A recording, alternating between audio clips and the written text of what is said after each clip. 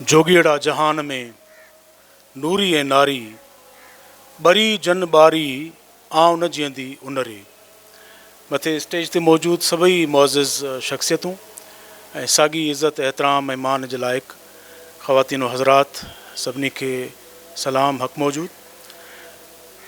हक़ीक़त इहा आहे त मुखां अॻु में मुंहिंजे ॿिनि दोस्तनि मुंहिंजे हमअसर दोस्तनि जेके ॻाल्हियूं कयूं आहिनि उहे नरगो दुरुस्त आहिनि, पर मां सम्झां थो उन्हनि ॻाल्हियुनि जा गवाह अव्हां सभु बि आहियो त सिंधी लैंग्वेज अथॉरिटी गुज़िरियल हिन सॼे अरसे जे अंदरि कहिड़ो ऐं केतिरो कमु कयो आहे।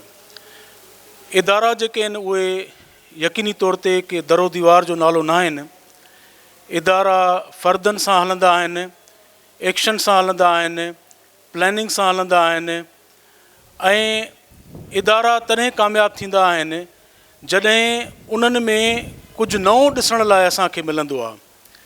मिसाल, जॾहिं हीउ इदारो क़ाइमु थियो हो सिंधी लैंग्वेज अथॉरिटी अॼु खां 32-33 साल अॻु में, त उन वक़्तु हिन इदारे जे लाइ सिंधी ॿोलीअ जे हवाले सां चैलेंजिस जेके आहिनि उहे मुख़्तलिफ़ हुयूं। पर अॼु जॾहिं असां 2025 में बीठा आहियूं त हिन वक़्तु सिंधी ॿोलीअ खे जेके ललकारूं आहिनि, जेके चैलेंजिस आहिनि, उहे मुख़्तलिफ़ क़िस्म जूं आहिनि।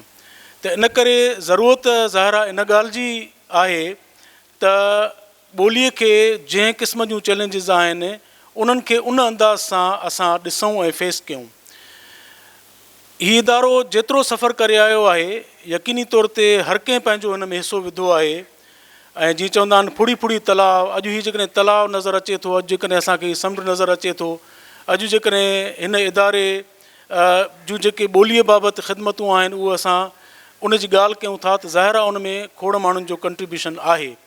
पर जीअं मूं सवेर ॻाल्हि कई त हिन दौर जे तक़ाज़ाउनि मुताबिक़ इदारनि खे असां जेसि ताईं न हलाईंदासीं तेसीं ताईं उहे इदारा जेके आहिनि से घुर्बल नतीजा न ॾींदा। ऐं मूंखे तमामु घणी ख़ुशी आहे त मां बि हिन इदारे सां लॻभॻि कोई 2 सालनि ताईं सलाहियल रहियुसि। हिन इदारे जूं दरो दीवार जेके आहिनि उहे उन्हनि सां मुंहिंजी हिकिड़ी पंहिंजाइप ऐं हिकिड़ो मुहबत वारो हिकिड़ो तालुक़ बि पैदा थियो आहे त हिन इदारे में कमु कंदड़ जेके सभई मुलाज़िम ऐं ऑफिसर आहिनि उन्हनि सां बि अहिड़ो ई रिश्तो क़ाइमु थियो आहे।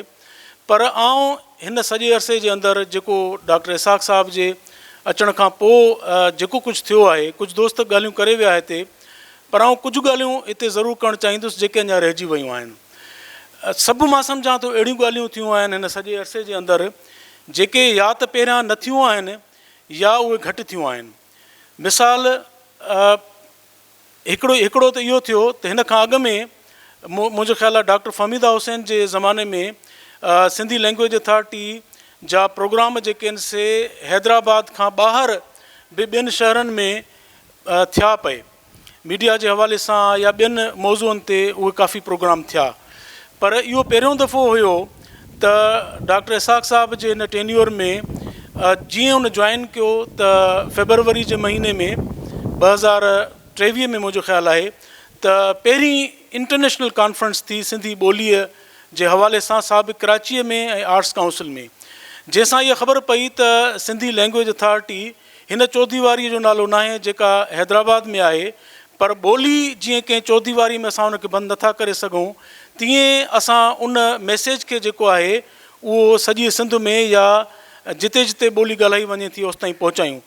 इन हद ताईं जो उहे नरगो इहे 3 वॾियूं इंटरनेशनल कॉन्फ्रेंसिस थियूं जंहिंमें नरगो असांजा मक़ामी अदीब, शाइर, फ़नकार ऐं ॿिया जेके आहिनि से माण्हू शामिलु थिया ऐं ॿोलीअ जा माहिर ऐं मुहक़िक़ शामिलु थिया। पर ॿाहिरियां स्कॉलर बि उन्हनि में शामिलु थिया। पोइ कॾहिं ऑनलाइन उहे उन्हनि जॉइन कयो, कॾहिं जेके आहिनि से फिज़िकली उहे आया।